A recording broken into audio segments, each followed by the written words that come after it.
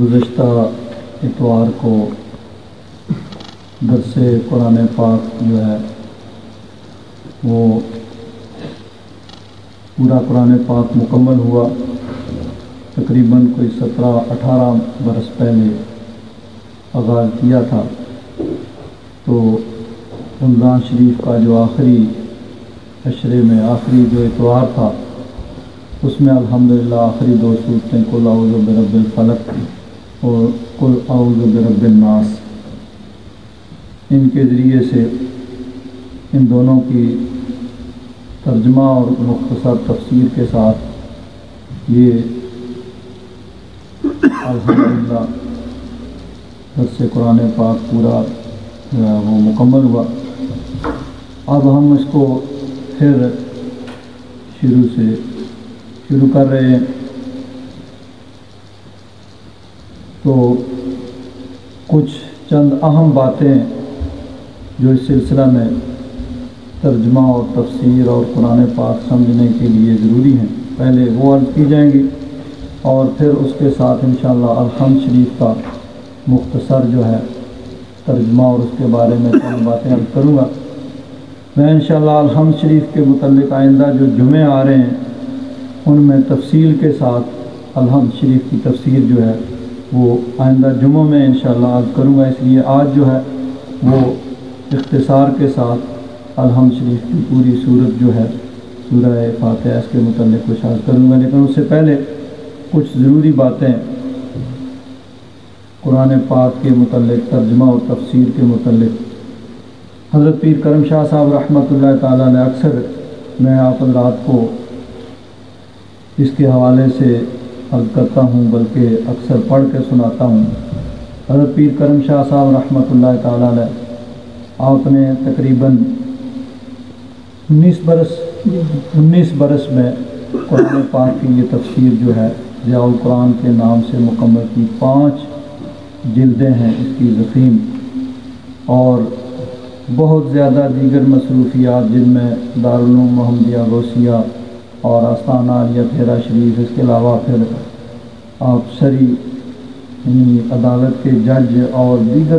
مصروفیات کے ساتھ ساتھ آپ نے اس سلسلے کو جاری رکھا اور 19 برس میں اس تفسیر کو مکمل کیا۔ ہمارے پاس اردو میں ماشاءاللہ یہ بہترین تفسیر ہے جو خاص طور پر پڑھا لکھا طبقہ جو یعنی علماء کے ساتھ ساتھ اسکول کالج یونیورسٹی کے تعلیم یافتہ جو انجینئر ڈاکٹر ان کے لیے بھی یہ بہت اہم تفسیر ہے۔ تو اس کے شروع میں آپ نے چند اہم باتیں اس سلسلہ میں لکھی، ان میں سے کچھ میں آپ حضرات کے گوش گزار کروں گا۔ حضرت پیر کرم شاہ صاحب رحمۃ اللہ تعالیٰ علیہ فرماتے ہیں، اللہ تبارک و تعالیٰ جو رحمان و رحیم ہے، اس پروردگار عالم نے اپنے بندوں کی رہنمائی اور ان کی حقیقی فلاح و کامیابی کے لیے جو صحیفہ خاتم الانبیاء محمد الرسول اللہ صلی اللہ تعالیٰ علیہ وآلہ وصحبہ وبارک وسلم کے قلب منیر پر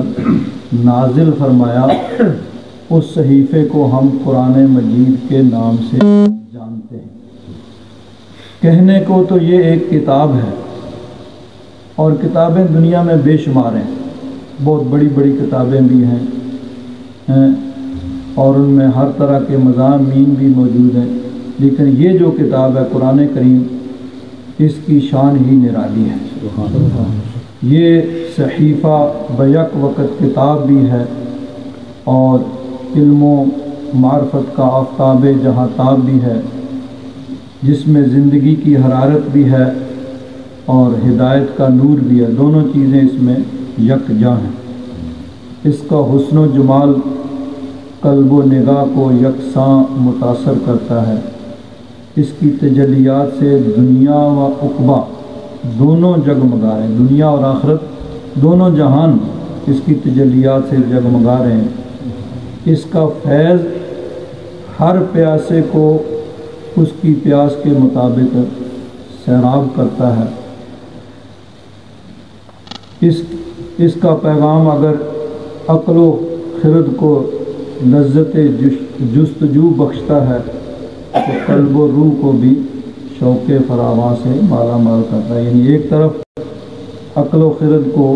جستجو کی لذت بخشتا ہے کہ اور زیادہ تحقیق کرو اور زیادہ تحقیق کرو، تو دوسری طرف دل اور روح جو ہیں وہ اس سے سکون پاتے ہیں. اس کی تعلیم نے انسان کو خود شناس بھی بنایا اور خدا شناس بھی. یعنی انسان نے اپنے آپ کو بھی پہچانا اور اللہ تبارک و تعالیٰ کو بھی پہچانا. یہ کتاب مقدس ہر لحاظ سے سراپا ایجاد ہے. یعنی قرآن پاک سراپا معجزہ ہے جو اللہ تبارک و تعالیٰ نے اپنے محبوب کو عطا فرمایا. انبیاء کرام جب دنیا میں تشریف لائے تو اللہ تبارک و تعالیٰ نے ان کو معجزات عطا فرمائے جو اس زمانے کے اعتبار سے ہوتے تھے. یعنی اس زمانے میں جس چیز کا عروج ہوتا تھا اللہ تبارک و تعالیٰ نے ایسے معجزات عطا فرمائے کہ ان کے سامنے وہ دنیا جو اس زمانے میں بہت زیادہ ترقی جس چیز میں کی ہوئی تھی وہ سب اس کے سامنے عاجز ہو جاتے. مثلا حضرت موسیٰ علیہ السلام، آپ کے زمانے میں مصر میں جادو کا بڑا زور تھا، بڑے بڑے جادوگر، لیکن اللہ تبارک و تعالیٰ نے ایسا معجزہ عطا فرمایا کہ سب جادوگر ناکام ہو گئے اور انہوں نے تسلیم کیا کہ حضرت موسیٰ علیہ السلام یہ جادوگر نہیں ہے اور جو کچھ یہ دکھا رہے ہیں وہ جادو نہیں ہے، جادو وہ ہے جو ہم کر رہے ہیں. اور یہ اللہ تبارک و تعالیٰ کی عطا اور اللہ تبارک و تعالیٰ کے دیے ہوئے معجزات ہیں جو اللہ تبارک و تعالیٰ نے حضرت موسیٰ علیہ السلام کو دیے. چنانچہ قرآن پاک جو ہے یہ بھی اللہ تبارک و تعالیٰ نے اپنے محبوب کو ایک معجزہ عطا فرمایا جو قیامت تک حضور کی نبوت کی گواہی دیتا رہے گا، کیونکہ نبی کریم صلی اللہ علیہ وسلم کی نبوت قیامت تک کے لیے ہے. اب اور کسی نبی نے نہیں آنا، قیامت تک حضور کا ہی کلمہ پڑھا جائے گا اور وہی مسلمان ہوگا جو حضور کا کلمہ پڑھے گا. تو قیامت تک کے لیے یہ ایک معجزہ ہے کہ جب قرآن پاک نازل ہوا تو کفار جو تھے، مخالفین دشمن تھے، انہوں نے مختلف طرح کی باتیں کی. تو کسی نے کہا جی اپنے پاس سے گھڑ لیتے ہیں، کسی نے کہا کسی سے سیکھ لیتے ہیں. اللہ تبارک و تعالیٰ نے فرمایا بھائی ٹھیک ہے، تم بھی بڑے فصیح و بلیغ ہو، اپنی فصاحت و بلاغت پہ تمہیں ناز ہے اور اپنے آپ کو عربی اور دوسروں کو اجمی کہتے ہو، یعنی گنگا سمجھتے ہو اپنے مقابلے میں. ٹھیک ہے، تم بھی اس جیسی کوئی کتاب بنا کے لے آؤ، لاؤ مقابلہ کرو. تو قرآن پاک نے چیلنج کیا، اس کو علماء نے اس طرح علی سبیل التنزل یہ کہا ہے کہ پہلے کہا کہ ٹھیک ہے بھائی تم بھی اس جیسی کتاب بنا لو. جب کوئی جواب نہ آیا تو پھر فرمایا اچھا چلو پوری کتاب نہیں لا سکتے، فاتوا بعشر سور مثلہ، اس جیسی 10 صورتیں بنا کے لے آؤ. اب پھر بھی کوئی جواب نہ آیا، اچھا چلو 10 صورتیں نہیں، 1 صورت ہی بنا کے لے آؤ، فاتوا بصورۃ من مثلہ. اور اکیلے اگر یہ کام نہیں کر سکتے تو وَدُعُوا شُهَدَاءَکُم مِّن دُونِ اللَّہِ إِن کُنتُم صَادِقِینَ، جتنے تمہارے حمایتی مددگار ہیلپر ہو سکتے ہیں سب کو بلا لو، سب آ جاؤ اور سب آ کے مقابلہ کرو. لیکن پورا کفر جو ہے وہ ایڑی چوٹی کا زور لگانے کے باوجود یہ کام نہیں کر سکتا. بلکہ بعض سیرت نگاروں نے ایک واقعہ لکھا ہے کہ مشرکین نے ایک بہت بڑا فصیح و بلیغ جو جس کا بڑا نام تھا اسے کہا بھائی دیکھو قرآن پاک بار بار چیلنج کر رہا ہے. تو قرآن پاک نے کہا کہ چلو بھائی اس جیسی کتاب لاؤ، ہم نہیں لا سکے. 10 صورتیں کہا، ہم 10 صورتیں نہیں لا سکے. 1 صورت کہا، 1 صورت ہی چھوٹی سی لے آؤ،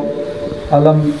انا آتیناک الکوثر فصلی لربک وانحر ان شانئک هو الابتر. 3 آیتیں ہیں، قل هو اللہ احد اللہ الصمد لم یلد ولم یولد ولم یکن لہ کفوا احد. 4 چھوٹی چھوٹی آیتیں.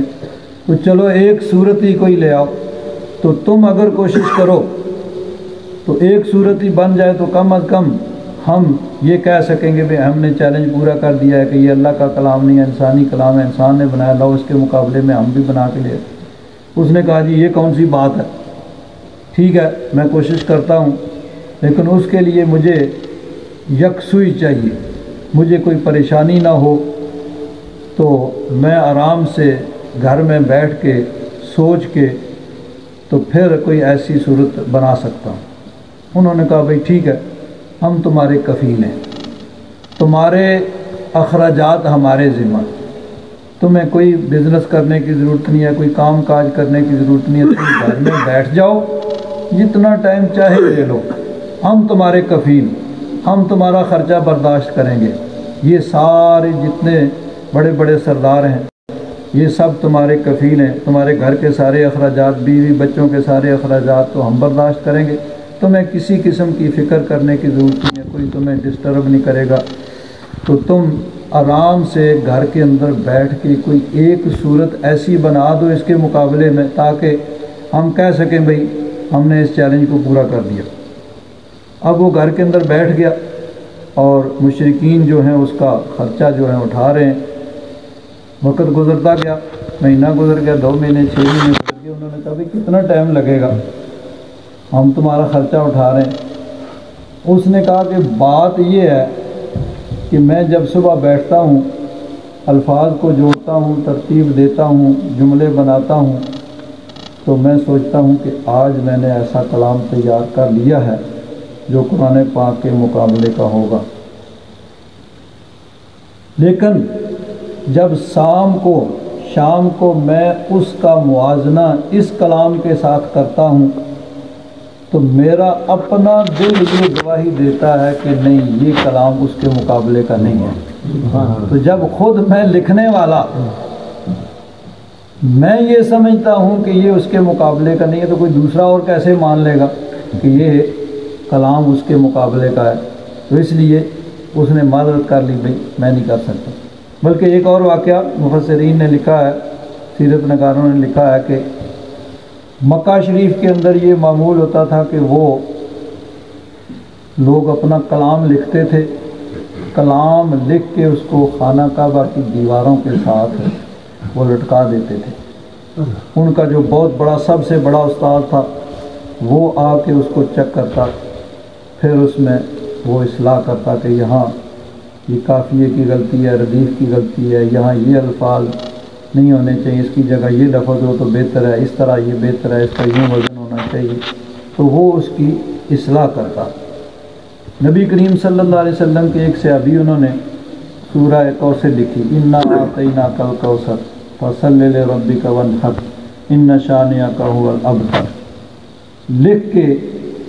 وہاں جہاں انہوں نے اپنے اپنے کلام لٹکائے ہوئے تھے خانہ کعبہ کے پردے کے ساتھ، انہوں نے اس کو بھی لٹکا دیا۔ اب وہ آ گیا، آ کے دیکھ رہا ہے، ان کو پڑھ رہا ہے، اور جہاں جہاں اس کے خیال کے مطابق اصلاح کی ضرورت ہے وہ اصلاح بھی کر رہا ہے۔ یہاں یہ لفظ ہونا چاہیے، اس کی بجائے یہ لفظ استعمال کیا جائے، اس کو یوں استعمال کیا جائے، اس کا قافیہ ردیف اس طرح ہو تو یہ بہتر ہے، اس کا یہ وزن میں خرابی ہے، وغیرہ وغیرہ۔ سارے پڑھتے پڑھتے چلتے چلتے وہ اس پہ آ جاتا ہے جہاں وہ سورہ کوثر لکھی ہے، اس کو وہ پڑھتا ہے، انا اعطیناک الکوثر فصلی لربک وانحر ان شانئک هو الابتر۔ پھر پڑھتا ہے، بار بار پڑھتا ہے، اور کہتے ہیں کہ جو ہے نا قلم وہ اپنے یہاں کان پہ رکھ کے تو پڑھتا ہے، سوچتا ہے، پڑھ پڑھ کے بالآخر وہ اس کے آگے لکھتا ہے، لکھا ہوا ہے نا، انا اعطیناک الکوثر فصلی لربک وانحر ان شانئک هو الابتر۔ آگے لکھتا ہے، واللہ ما ھذا کلام البشر، اللہ کی قسم یہ کسی انسان کا کلام ہو ہی نہیں سکتا، کہ میں جو اصلاح کرتا ہوں وہ بندوں کے کلام کی اصلاح کرتا ہوں، کہ جہاں مبتدی جو ہوتے ہیں، ابتدائی طور پر شاعری کرنے والے جو ہوتے ہیں، ان کے کلام کے اندر جو خامیاں ہوتی ہیں ان کو درست کرتا ہوں، یہ کسی انسان کا کلام نہیں ہو سکتا، تو میں اس کے اندر کیا کوئی اضافہ اور کیا ترمیم کر سکتا ہوں اور کیا اصلاح کر سکتا ہوں۔ تو اللہ تبارک و تعالیٰ نے اپنے محبوب کو یہ ایک معجزہ عطا فرمایا جو قیامت تک کے لیے نبی کریم صلی اللہ علیہ وسلم کی نبوت کی گواہی جو ہے وہ دیتا رہے گا۔ اب اس کے بارے میں ایک دو اور باتیں بھی ضروری ہیں۔ نبی کریم صلی اللہ علیہ وسلم پر 23 برس کے عرصہ میں قرآن پاک نازل ہوا۔ 40 برس حضور کی عمر شریف تھی جب پہلی وحی نازل ہوئی، اور غار حرا کے اندر نبی کریم صلی اللہ علیہ وسلم تشریف فرما تھے، اور حضرت جبریل امین پہلی وحی لے کے آئے۔ اس کو ہم نے تفصیل کے ساتھ بخاری شریف کے حوالے سے میں نے بیان کیا تھا جب سورہ اقرا کی ترجمہ تفسیر ہم نے کیا تھا۔ تو حضرت جبریل امین اس وقت پہلی وحی لے کے آئے اور 5 آیتیں سورہ اقرا کی نازل کی۔ اقرأ بسم ربک الذی خلق خلق الانسان من علق اقرأ وربک الاکرم الذی علم بالقلم علم الانسان ما لم یعلم۔ یہ پہلی وحی ہے جو غار حرا میں ہوئی۔ اس سے اب نزول قرآن کا آغاز ہوتا ہے۔ اس کے بعد پھر یعنی کبھی چند آیتیں، کبھی کوئی پوری صورت، اس طرح موقع بے موقع نزول قرآن جو ہے وہ ہوتا رہا۔ اور اس میں بھی یہ تھا کہ جب بھی کبھی ضرورت پڑتی، مثلا کوئی واقعہ ہوا، اس کے بارے میں رہنمائی کی ضرورت ہے، کسی نے کوئی سوال کیا تو اس کے جواب میں مثلا لوگوں نے روح کے متعلق سوال کیا تو نبی کریم صلی اللہ علیہ وسلم نے خود جواب دینے کی بجائے انتظار کیا کہ اللہ تبارک و تعالیٰ کی طرف سے وحی نازل ہو۔ تو اللہ تبارک و تعالیٰ نے فرمایا یسألونک عن الروح، آپ سے روح کے متعلق پوچھتے ہیں، قل الروح من امر ربی، آپ فرما دیں کہ روح جو ہے یہ میرے رب کا حکم ہے، یعنی تمہاری عقل سے بلند ہے، تم اپنی عقل سے اس کو نہیں سمجھ سکتے۔ اسی طرح حضرت ذوالقرنین کے بارے میں لوگوں نے سوال کیا، اس کے بارے میں آیات نازل ہوئیں۔ یسألونک عن الاہلہ، چاند کے بارے میں لوگوں نے پوچھا بھئی یہ چاند گھٹتا بڑھتا کیوں ہے؟ یہ چاند کا مسئلہ جو ہے نا 1400 سال پہلے بھی تھا، آج تک یہ ختم نہیں ہوا۔ تو لوگوں نے پوچھا کہ چاند یہ کیوں گھٹتا بڑھتا رہتا ہے؟ اب یہ حکمت خداوندی ہے، اللہ تبارک و تعالیٰ کی ایک حکمت ہے کہ آج تک سائنسدان اس مسئلے کو نہیں سمجھ سکے۔ کچھ عرصے کے بعد نئی تحقیق ہوتی ہے، لیکن جواب جو دیا گیا وہ جو ان سے متعلقہ تھا اس کے متعلق۔ تو اللہ تبارک و تعالیٰ نے فرمایا کہ یہ تمہاری عبادات کے لیے ہے، کہ اس کے ذریعے سے یعنی رمضان شریف آتا ہے، حج ہوتا ہے، دیگر عبادات یہ ساری۔ تو یسألونک عن الاہلہ قل ہی مواقیت للناس والحج، حج اور دیگر عبادات جو ہیں ان کا تعلق اس چاند کے ساتھ ہے کہ چاند رمضان شریف کا نکلے گا، رمضان شریف شروع ہوگا، شوال کا چاند نکلے گا، عید ہوگی، ذی الحجہ کا چاند نکلے گا تو 9 ذی الحجہ کو وقوف عرفہ ہوگا وغیرہ، یہ سارے مطلب ہے کہ ان کا اس کے ساتھ تعلق ہے۔ تو قرآن پاک کا نزول اس طرح جہاں جہاں جیسے جیسے ضرورت ہوئی اس طرح قرآن پاک کا نزول ہوا، کبھی ایک آیت، کبھی 2 آیتیں، کبھی چند آیتیں، کبھی پوری صورت نازل ہوئی۔ تو 13 برس اس کے بعد حضور مکہ مکرمہ میں تشریف فرما رہے۔ 13 برس کے بعد پھر حضور نے مکہ مکرمہ سے ہجرت کی، مدینہ منورہ تشریف لے گئے۔ تو اب جو ہجرت سے پہلے صورتیں نازل ہوئیں ان کو مکی کہا جاتا ہے، جو ہجرت کے بعد نازل ہوئیں ان کو مدنی کہا جاتا ہے۔ تو قرآن پاک میں مکی صورتیں بھی ہیں اور مدنی صورتیں بھی ہیں، تو اس کے لیے حد فاصل جو ہے وہ ہجرت ہے۔ کہ ہجرت سے پہلے جو صورتیں نازل ہوئیں وہ مکی ہیں، چاہے مکہ شریف میں نازل ہوئیں یا مکہ شریف سے باہر کہیں بھی حضور تشریف فرما تھے، اور جو صورتیں ہجرت کے بعد نازل ہوئیں ان کو مدنی کہا جاتا ہے، چاہے حضور مدینہ منورہ میں تشریف فرما ہوں یا کہیں غزوے میں تشریف لے گئے ہوں، حتیٰ کہ حضور اگر حج و عمرہ کے لیے مکہ مکرمہ بھی تشریف لائے ہوئے ہیں، وہاں بھی جو آیتیں جو صورتیں نازل ہوئی ہیں ان آیتوں اور صورتوں کو مدنی ہی کہا جاتا ہے، کہ حضور جب ہجرت کر کے تشریف لے گئے اب اس کے بعد تو یوں کہہ لیجیے کہ جب حضور مکی تھے تو صورتیں جو نازل ہوئیں وہ مکی ہیں، حضور مدنی ہو گئے تو اب جو صورتیں اور جو آیتیں نازل ہو گئی ہیں وہ مدنی ہیں، چاہے حضور مکہ میں ہی تشریف فرما ہوں۔ اب اس میں بھی اگر غور کیا جائے تو مکہ شریف اور مدینہ شریف میں جو آیات نازل ہوتی ہیں ان میں ایک مطلب ہے کہ دیکھنے سے ہی ان کو پہچانا جا سکتا ہے کہ یہ آیت مکی ہے یا مدنی ہے، کیونکہ مکہ شریف کے حالات یہ تھے کہ وہاں کفار سے یعنی براہ راست مقابلہ تھا، وہ شرک کے علم بردار تھے، بتوں کے پجاری تھے، اور وہ اللہ تبارک و تعالیٰ کو وحدہ لا شریک ماننے کے لیے تیار نہیں تھے۔ تو وہاں جو صورتیں نازل ہوئیں اس میں توحید خداوندی کا بیان ہے اور بتوں کے یعنی مذمت ہے کہ یہ خدا نہیں ہے، یہ عبادت کے لائق نہیں ہے۔ تو بنیادی جو عقائد ہیں ان کے متعلق وہ قیامت پر ایمان نہیں رکھتے تھے کہ نہیں، جب انسان مر گیا مرنے کے بعد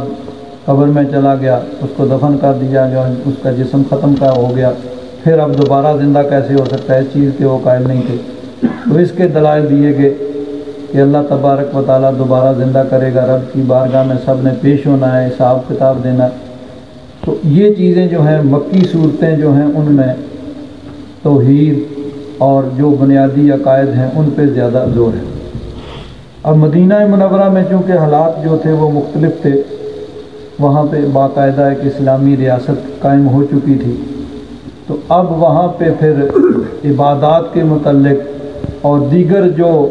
یعنی خاندانی معاملات ہیں، حکومتی معاملات ہیں، غیر مسلموں کے ساتھ تعلقات کس طرح ہونے چاہیے، یہ چیزیں جو ہیں ان میں واضح نظر آتی ہیں کہ نماز کے احکام، روزے کے احکام، حج کے احکام، اسی طرح زکوٰۃ کے احکام، دیگر معاملات، آپس میں رشتہ داروں کے ساتھ کس طرح رہنا ہے، ہمسایوں کے ساتھ کس طرح رہنا ہے، اور دیگر غیر مسلموں کے ساتھ کس طرح رہنا ہے، اور دیگر ممالک کے ساتھ کس طرح تعلقات۔ تو یہ ساری چیزیں جو ہیں مدنی صورتوں کے اندر ہیں۔ اب قرآن پاک جب نازل ہوتا تھا تو اس زمانے میں پہلی بات تو یہ ہے کہ ہر آدمی اس وقت پڑھا لکھا نہیں ہوتا تھا، بہت کم لوگ پڑھے لکھے ہوتے تھے جو پڑھنا اور لکھنا جانتے تھے، اور پھر اس طرح جس طرح آج کاغذ قلم موجود ہے اور ہر بات کو آسانی سے لکھا جا سکتا ہے، بلکہ اب تو دنیا اس سے آگے گزر گئی ہے، کاغذ قلم کا دور بھی اب پرانا ہو رہا ہے، اب تو ہر چیز جو ہے وہ انٹرنیٹ اور موبائل پہ ہی ہوگی۔ تو بہرحال اس زمانے میں یہ کاغذ قلم بھی اتنا آسانی سے دستیاب نہیں ہوتا تھا، اور نہ ہر آدمی پڑھا لکھا ہوتا تھا جو لکھ لے اور پڑھ لے۔ تو اس زمانے میں پھر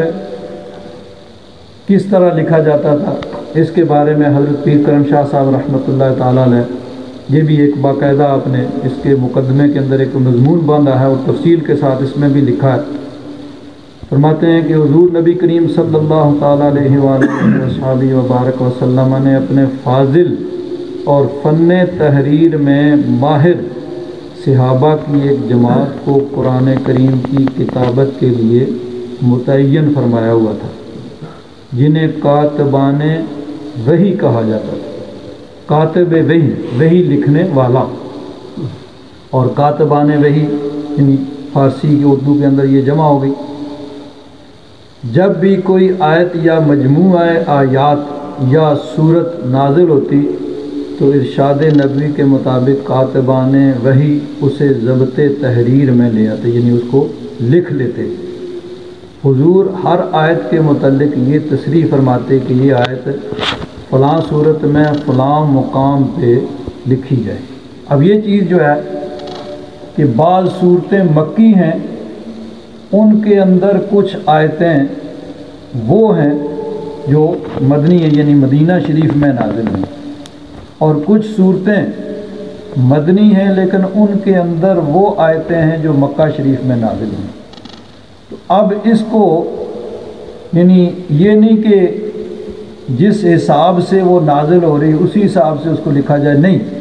نبی کریم صلی اللہ علیہ وسلم ساتھ وضاحت فرماتے کہ اس کو فلاں صورت میں فلاں آیت کے بعد اس آیت کو لکھنا ہے، اس حساب سے لکھا جاتا تھا۔ اور پھر اس کے بعد جو قرآن پاک کی ترتیب ہے اس کو بھی کہا جاتا ہے کہ یہ توقیفی ہے، یعنی لکھنے والوں کی مرضی پہ نہیں، اللہ تبارک و تعالیٰ اور اس کے محبوب نے جس طرح حکم دیا اس کے مطابق اس کی ترتیب جو ہے قرآن پاک کی وہ رکھی گئی۔ مثلا آپ دیکھیے سورہ البقرہ یہ مدنی ہے، اسی طرح پہلی بڑی بڑی صورتیں جو ہے سب مدنی ہیں، سورہ آل عمران، آگے سورہ نساء اور المائدہ، الانعام، یہ صورتیں مدنی ہیں لیکن یہ شروع میں ہیں، اور آخر میں جو چھوٹی چھوٹی صورتیں ہیں ان میں سے اکثر مکی ہیں لیکن وہ آخر میں۔ تو یہ ترتیب یہ ہے، یہ کسی اور کی مرضی پر نہیں بلکہ جس طرح اللہ تبارک و تعالیٰ کا حکم تھا اسی طرح نبی کریم صلی اللہ علیہ وسلم نے حکم دیا،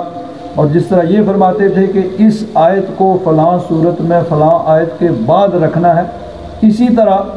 صورت کے متعلق بھی حکم ہوتا تھا کہ یہ صورت فلاں صورت کے بعد اس کو رکھنا ہے۔ تو یہ مطلب توقیفی ہے کہ جس طرح اللہ تبارک و تعالیٰ اور اس کے محبوب کا حکم تھا اس حساب سے قرآن پاک کو جمع کیا گیا۔ اور نبی کریم صلی اللہ علیہ وسلم ہر سال حضرت جبریل امین کے ساتھ قرآن پاک کا دور کیا کرتے تھے۔ دور یہ ہوتا ہے کہ مثلا ایک آدمی ایک رکوع پڑھتا ہے، پھر دوسرا وہی رکوع پڑھتا ہے، پھر وہ آگے والا رکوع پڑھتا ہے، پھر دوسرا وہی آگے والا رکوع۔ حفاظ جو ہیں عام طور پر رمضان شریف میں اس طرح دور کرتے ہیں کہ ایک رکوع ایک پڑھتا ہے، پھر آگے والا پڑھتا ہے، پھر وہی دوسرا پڑھتا ہے، تیسرا، اس طرح۔ تو نبی کریم صلی اللہ علیہ وسلم حضرت جبریل امین کے ساتھ ہر سال رمضان شریف میں قرآن پاک کا دور کرتے تھے جتنا قرآن پاک نازل ہو چکا ہوتا تھا۔ اب آخری سال میں حضور نے ایک دفعہ نہیں 2 دفعہ رمضان شریف میں حضرت جبریل امین کے ساتھ دور کیا۔ تو یہ بھی گویا حضور کے وصال کا ایک اشارہ تھا۔ تو اسی ترتیب سے دور کیا جاتا تھا، یعنی یہ پہلے فاتحہ شریف، اس کے بعد البقرہ، پھر آل عمران، یعنی ان ترتیب کے ساتھ والناس پہ جا کے ختم ہوتا تھا۔ تو یہ ترتیب وہی ہے جو اللہ تبارک و تعالیٰ اور اس کے محبوب کی طرف سے مقرر ہے۔ اور قرآن پاک میں فقہا نے فرمایا ہے کہ یہ ترتیب واجب ہے، خلاف ترتیب پڑھنا جو ہے وہ مکروہ ہے، یعنی بعد والی صورت جو ہے وہ پہلی رکعت میں پڑھ لی جائے اور اس سے پیچھے والی دوسری رکعت میں پڑھی جائے۔ مثلا پہلی رکعت میں پڑھ لی جائے قل اعوذ برب الناس اور دوسری میں پڑھی جائے قل اعوذ برب الفلق یا علم تری کیف، تو یہ خلاف ترتیب ہے، اور خلاف ترتیب پڑھنا مکروہ ہے، اور دانستہ ایسا کرنا یہ گناہ ہے۔ اگر بھول کر غلطی سے ہو جائے تو پھر تو معاف ہے، لیکن جان بوجھ کے خلاف ترتیب جو ہے قرآن پاک کو نماز کے اندر پڑھنا یہ یعنی منع ہے۔ اسی طرح الٹا جو ہے وہ پڑھنا بھی وہ بھی جائز نہیں ہے۔ ہاں جس طرح مثلا حفظ کرواتے ہیں بچوں کو، عموماً یہ کرتے ہیں کہ آخری صورت سے شروع کرتے ہیں، وہ سب سے پہلے قل اعوذ برب الناس یاد کرتے ہیں، پھر قل اعوذ برب الفلق یاد کرتے ہیں، پھر قل هو اللہ یاد کرتے ہیں، لیکن سناتے ہوئے وہ بھی اسی سیدھی ترتیب سے سناتے ہیں۔ پھر یعنی 10 صورتیں اگر یاد کی ہیں تو علم تری کیف سے سنانا شروع کریں گے، پھر لإلاف قریش، پھر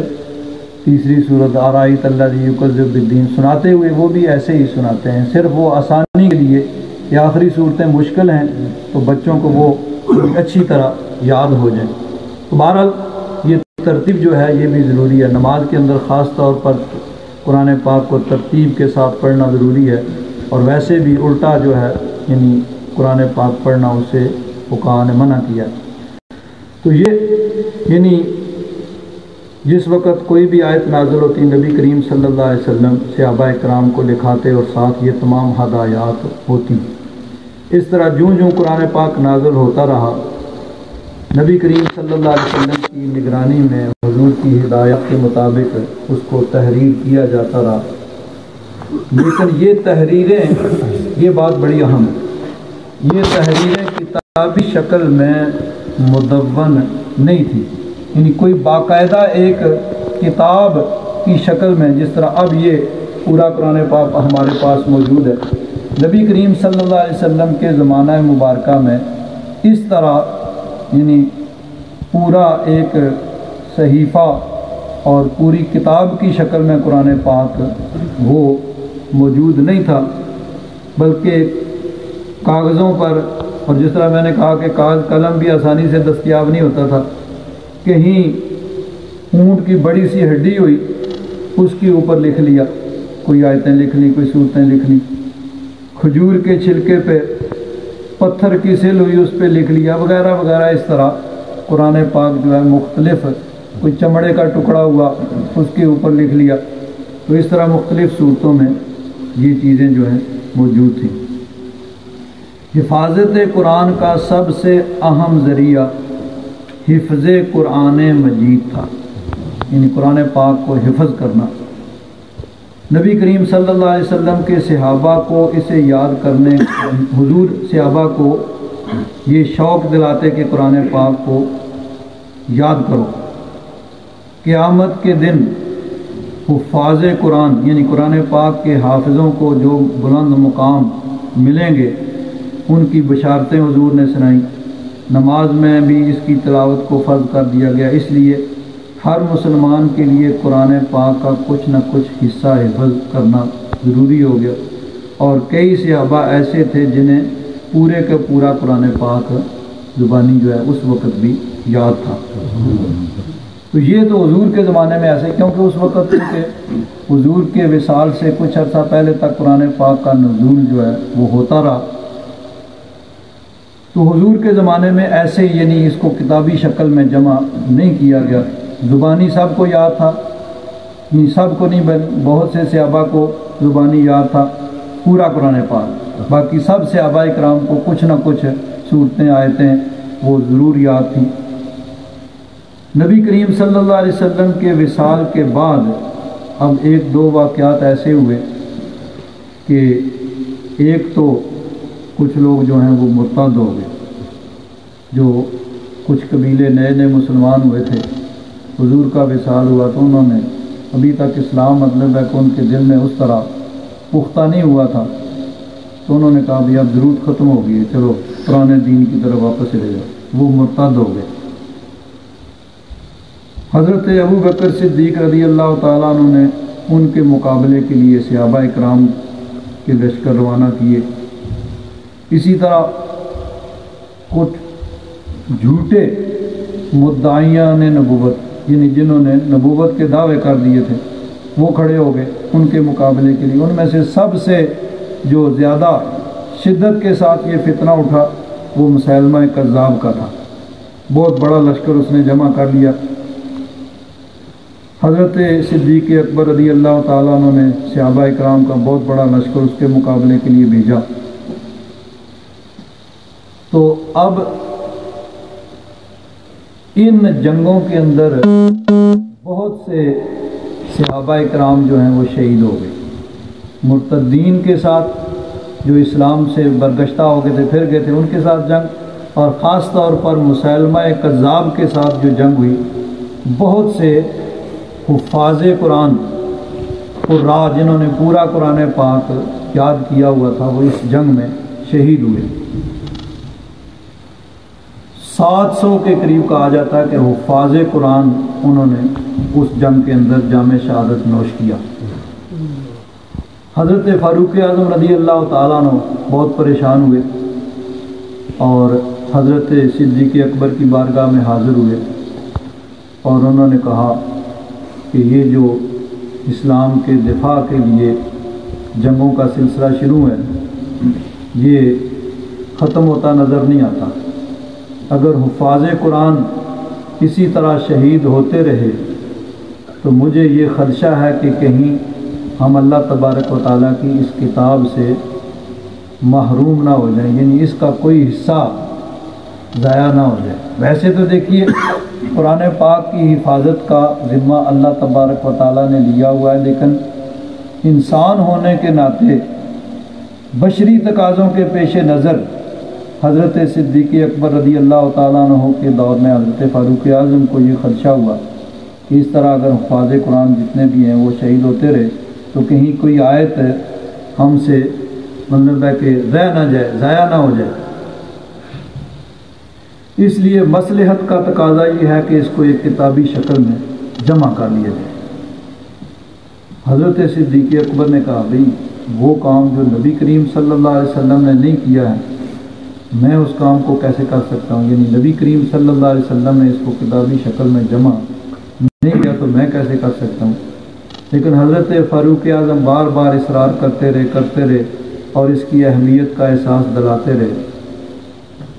بالآخر حضرت صدیق اکبر انہوں نے تسلیم کر لیا کہ ہاں اس چیز کی ضرورت ہے۔ تو حضرت زید بن ثابت جو کاتب وحی تھے حضور کے زمانے میں وحی کو لکھا کرتے تھے، ان کو بلایا گیا اور ان کو کہا گیا کہ آپ قرآن پاک کو ایک کتابی شکل میں یکجا کر لیں۔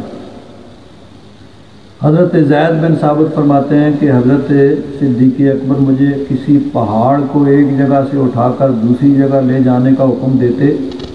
تو مجھے اتنا یہ کام مشکل نہ لگتا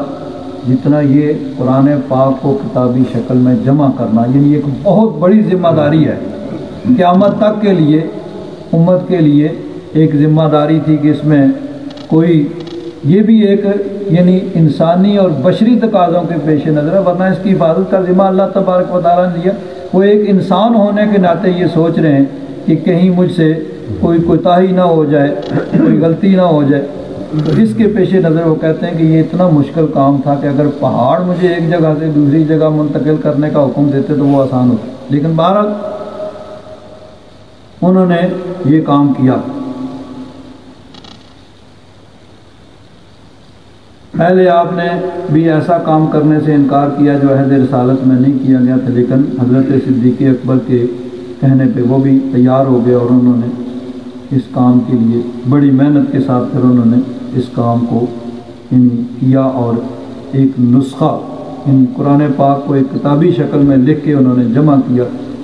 حضرت صدیق اکبر کے بعد حضرت فاروق اعظم کی خلافت میں یہ نسخہ آپ کے پاس رہا، اور اس کے بعد ام المومنین حضرت حفصہ جو حضرت فاروق اعظم کی بیٹی تھی ان کے پاس یہ محفوظ تھا، اور ضرورت کے وقت اس کی طرف رجوع کر لیا جب بھی کسی کو ضرورت پڑتی، یعنی اگر کسی کا کسی صورت کسی آیت میں اختلاف ہوتا بھائی پہلے کون سی ہے بعد میں کون سی ہے صورت کون، تو وہ پھر اس کی طرف رجوع کرتے۔ اب یہاں ایک بڑی اہم بات ہے، یہ امر مخفی نہیں کہ قرآن پاک کے اولین مخاطب اہل عرب تھے، یعنی سب سے پہلے جو مخاطب تھے وہ عرب کے لوگ تھے جن کی مادری زبان عربی تھی۔ تو اگرچہ سب قبائل کی مشترک زبان جو ہے وہ عربی تھی، لیکن ان کے لہجے میں تلفظ الفاظ میں اور بعض اعراب میں بین تفاوت تھا۔ اب جس طرح دیکھیے ہر زبان ہماری پنجابی کو دیکھ لیجیے، مختلف علاقوں میں اس کا لہجہ مختلف ہے، کچھ الفاظ مختلف استعمال ہوتے ہیں۔ ڈچ کو لے لیجیے، آج کے اس ترقی یافتہ دور میں بھی نیدرلینڈ والوں کا ایکسینٹ اور ہے، بیلجیم والوں کا ایکسینٹ جو ہے وہ اس سے بالکل، بلکہ ہالینڈ کے اندر بھی مختلف علاقوں میں ان کا لہجہ جو مختلف۔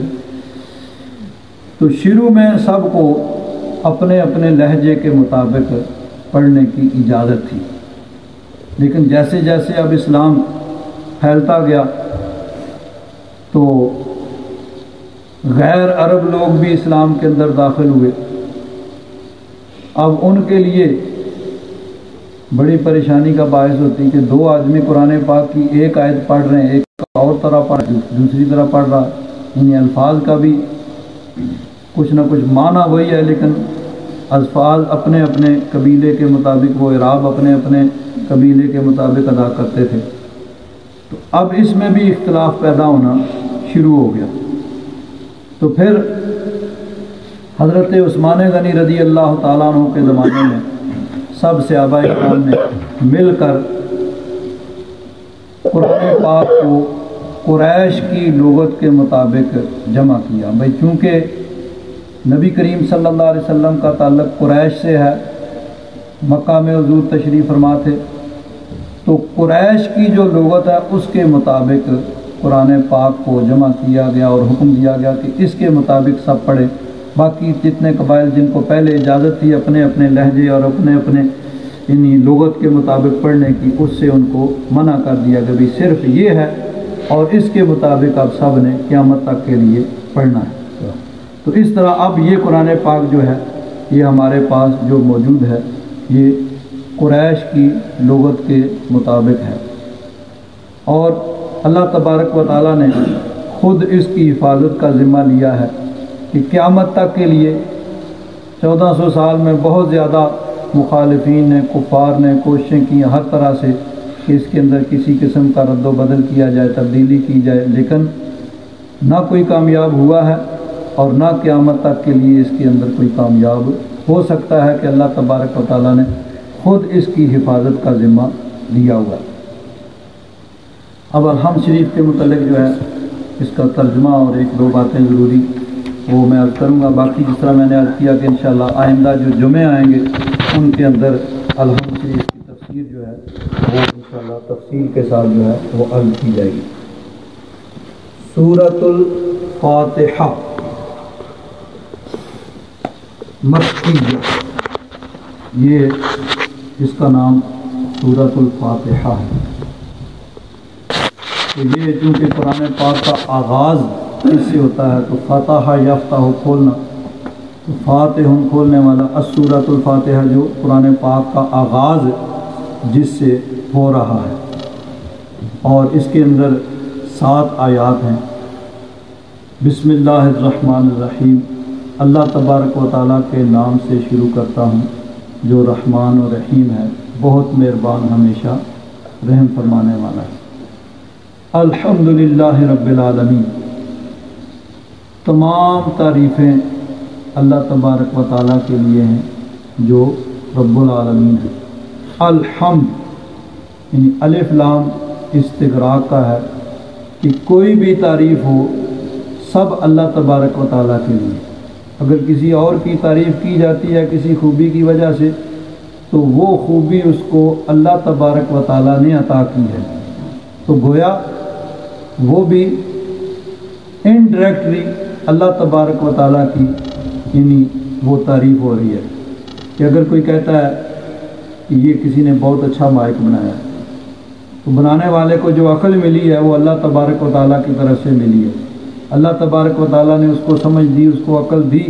تبھی اس نے یہ چیز بنائی۔ تو یہ بھی گویا انڈائریکٹلی اللہ تبارک و تعالیٰ کی تعریف ہے کہ اللہ تبارک و تعالیٰ نے اس بندے کو یہ طاقت دی، اس کو یہ سوچ دی، اس کو یہ فکر دی کہ اس نے یہ کام کیا۔ تو جو بھی تعریف ہے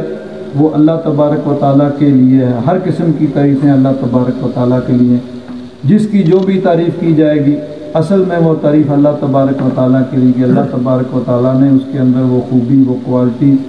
وہ رکھی۔ الرحمن الرحیم، جو بہت ہی مہربان ہمیشہ رحم فرمانے والا ہے۔ مالک یوم الدین، وہ مالک ہے روز جزا کا، قیامت کے دن کا۔ ویسے تو اللہ تبارک و تعالیٰ ہمیشہ سے مالک ہے اور ہمیشہ رہے گا، لیکن دنیا میں سب لوگ نہیں مانتے اللہ تبارک و تعالیٰ کی ملک کو، اس کی حکومت کو، اس کی ملکیت کو سب لوگ تسلیم نہیں کرتے۔ کچھ کہتے ہیں کہ اللہ ہے ہی کوئی نہیں، یہ جہان خود بخود ہی بن گیا اور خود بخود ہی چل رہا ہے، نہ کوئی بنانے والا نہ کوئی چلانے والا۔ تو دنیا میں دہریے بھی ہیں، ہر قسم کے لوگ ہیں۔ کچھ کہتے ہیں کہ اللہ تعالیٰ کی مدد کی بتوں نے بنانے میں، کچھ یعنی ہر طرح کے عقائد و نظریات دنیا کے اندر موجود ہیں، لیکن بروز قیامت پھر سب کے سب اس بات کو تسلیم کریں گے۔ تو اللہ تبارک و تعالیٰ کی طرف سے حکم ہوگا، لمن الملک اليوم، آج کس کی حکومت ہے؟ دنیا میں بڑے بڑے بادشاہ بھی گزرے ہیں جو اپنے آپ کو خدا کہتے تھے کہ میں ہی خدا ہوں، بلکہ فرعون نے تو یہاں تک کہہ دیا نا ربکم الاعلی، سب سے بڑا خدا تو میں ہوں تمہارا، اور کس خدا کی بات کرتے ہو؟ تو دنیا میں تو ہر طرح کے لوگ موجود تھے، لیکن وہاں پہ جب حکم ہوگا لمن الملک اليوم، آج کس کی حکومت ہے، سب موجود ہوں گے۔ حضرت آدم علیہ السلام کی ساری اولاد قیامت تک کے آنے والے، جس میں فرعون بھی ہوگا، نمرود بھی ہوگا، شداد بھی ہوگا، بڑے بڑے جابر، ظالم اور متکبر سب موجود ہوں گے۔ حکم ہوگا لمن الملک اليوم، آج کس کی حکومت ہے؟ بالکل خاموشی ہوگی، کوئی نہیں بولے گا۔ پھر اللہ تبارک و تعالیٰ کی طرف سے ہی اعلان ہوگا للہ الواحد القہار، آج اللہ تبارک و تعالیٰ کی حکومت ہے جو واحد ہے اور قہار ہے، یعنی اس وقت صفت قہاریت کے ساتھ یعنی بیان کیا جائے گا۔ حالانکہ اللہ تبارک و تعالیٰ غفار ہے، رحمان ہے، رحیم ہے، لیکن للہ الواحد الغفار نہیں کہا جائے گا، بلکہ للہ الواحد القہار، کہ سب جابر، متکبر، ظالم، اپنے آپ کو خدا کہنے والے موجود ہوں گے نا، تو اس وقت پھر صفت قہاریت کے ساتھ اللہ تبارک و تعالیٰ کا اس میں پاک موصوف ہوگا۔ کیونکہ دنیا میں سب اللہ تبارک و تعالیٰ کی حکومت کو نہیں مانتے، اس لیے قیامت کے دن کا فرمایا کہ اس دن کوئی انکار کرنے والا نہیں ہوگا۔ مالک یوم الدین، مالک ہے قیامت کے دن کا۔ ایاک نعبد و ایاک نستعین، یا رب ذوالجلال ہم تیری ہی عبادت کرتے ہیں اور تجھ ہی سے مدد مانگتے ہیں۔ اب یعنی یہ بات بھی بڑی اہم ہے، اس کو انشاءاللہ جمعہ کے اندر تفصیل کے ساتھ جو ہے وہ بیان کیا جائے گا۔ اس پہ بڑا لوگ کہتے ہیں کہ یہ آپ لوگ نماز میں کہتے ہیں کہ یا اللہ تجھ سے ہی مدد مانگتے ہیں، اور نماز کے بعد جب جلسہ شروع ہوتا ہے تو پھر یا رسول اللہ کہتے ہیں، یا علی، یا غوث اعظم، حضرت غوث اعظم سے مدد مانگتے ہیں، حضرت علی سے مدد مانگتے ہیں۔ تو نماز میں تو کہتے ہیں یا اللہ تجھی سے مدد مانگتے ہیں، نماز کے بعد دوسروں سے بھی مدد مانگتے ہیں۔ تو ہم پھر کہتے ہیں کہ ٹھیک ہے بھائی، اگر ہم رسول اللہ سے مدد مانگتے ہیں تو مدد تو آپ بھی مانگتے ہیں۔ مثلا کسی کو کہا بھائی یہ پانی پلاؤ، مدد تو مانگی۔ کسی کو کہا مدرسہ چلانا ہے، بھائی مدد کرو، وہاں مدد کا لفظ بھی ہوتا ہے، مدرسے کے لیے مدد کرو، مسجد کے لیے مدد کرو، تو مدد تو مانگ رہے ہیں۔ تو اگر ہم مدد مانگ کے شرک کر رہے ہیں تو پھر آپ بھی، تو پھر کہتے ہیں نہیں، ما فوق الاسباب جو ہے، ما تحت الاسباب تو مدد مانگ سکتے ہیں، یعنی کسی ذریعے سے، سبب سے، اور ما فوق الاسباب نہیں مانگ، بغیر سبب کے نہیں مدد مانگ سکتے۔ تو ہم کہتے ہیں قرآن پاک میں تو صرف ہے کہ صرف تیری ہی مدد کرتے ہیں، تجھ سے مدد مانگتے ہیں، یہاں کوئی ما فوق الاسباب ما تحت الاسباب کی تو قید نہیں ہے نا۔ میں ایک دفعہ یہاں میٹرو میں بیٹھا ہوا تو میرے ساتھ ایک آدمی آ کے بیٹھ گیا، عربی تھا، تو بات چیت اس سے چلی، تو وہ کہنے لگا، میں نے اس کو بتایا کہ میں یہاں مسجد میں امام ہوں، مسجد غوثیہ، حضرت غوث اعظم کے نام۔ جیسے ہی اس نے سنا چونک پڑا تو کہنے لگا انتم تستغیثون الاموات، مردوں سے مدد مانگتے ہو۔ یہ شرک ہے۔ تو میں نے کہا مردوں سے مدد مانگنا شرک ہے تو زندوں سے مدد مانگنا توحید ہے؟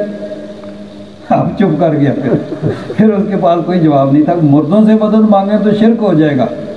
تو اگر شرک ہے تو ہم یہ کہتے ہیں کہ یا اللہ تجھ ہی سے مدد مانگتے ہیں، پھر تو جس سے بھی مدد مانگی، کسی کو کہا پانی پلاؤ تب مشرک، کسی کو کہا مسجد کے لیے چندہ دو بھائی تب مشرک، مدرسے کے لیے چندہ دو بھائی تب مشرک۔ تو شرک اگر ہوگا تو پھر جس طرح بھی مدد مانگیں گے تو شرک ہی ہو جائے گا۔ اصل بات یہ ہے کہ حقیقت میں مددگار اللہ تبارک و تعالیٰ کی ذات ہے۔ اب علاوہ چاہے وہ اسباب کے تحت میں ہو چاہے بغیر اسباب کے ہو، جو بھی مدد کرنے والا ہے۔ جی یہ تو قرآن پاک کے اندر موجود ہے کہ اللہ کے نبی حضرت سلیمان علیہ السلام وہ خود حالانکہ کر سکتے تھے، لیکن وہ دکھانا یہ چاہتے تھے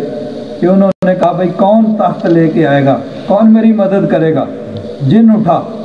اس نے کہا نہیں میں لے آؤں گا لیکن اتنا ٹائم، انہوں نے کہا نہیں اتنا ٹائم نہیں میں انتظار کر سکتا، جلدی چاہیے۔ آپ کا ایک امتی اٹھا،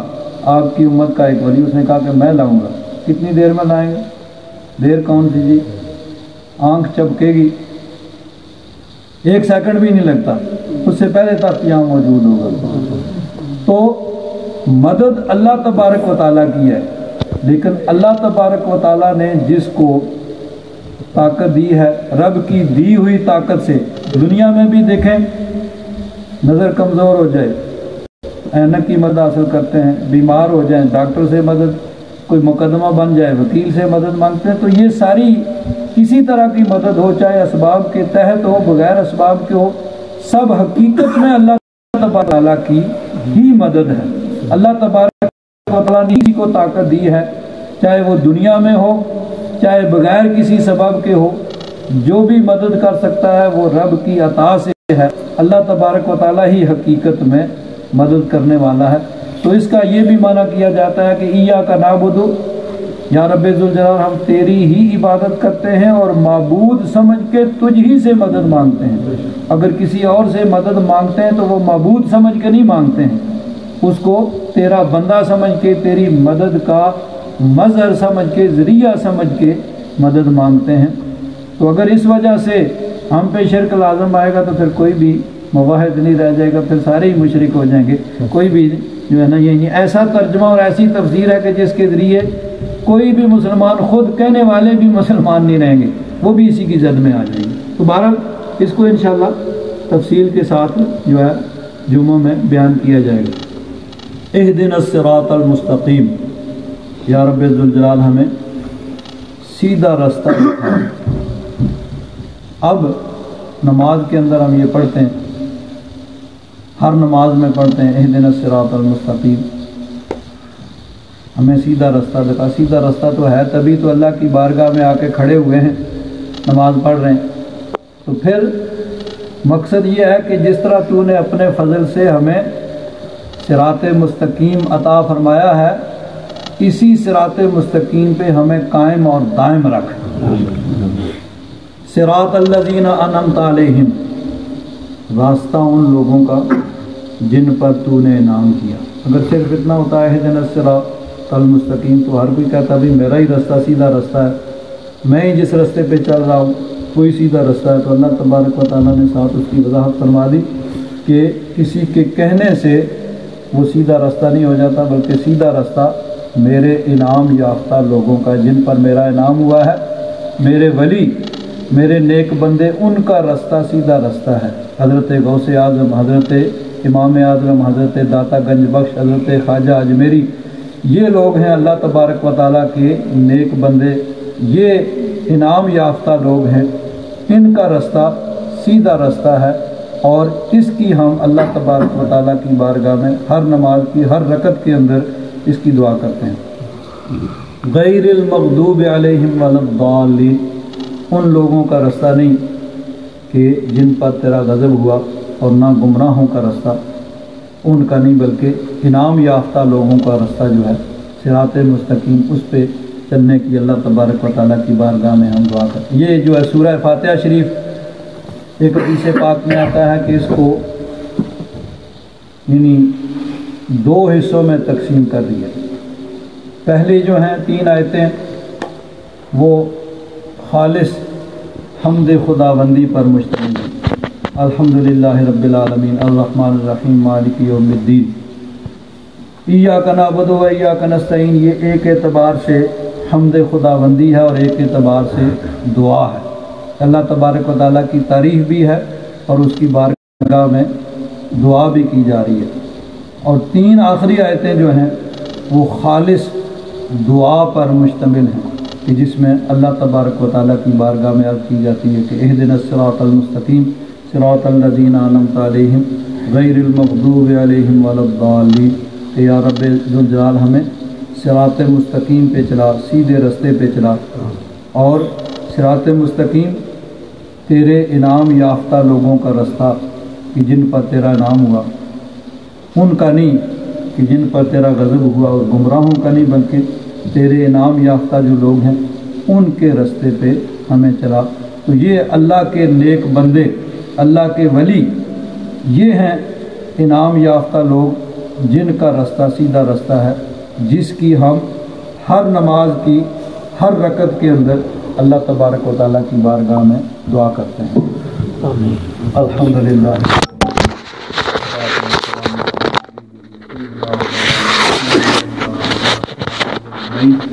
اللهم انك عفو كريم تحب العفو فاعف عنا يا غفور صلى الله على سيدنا ومولانا محمد وعلى اله وصحبه اجمعين برحمتك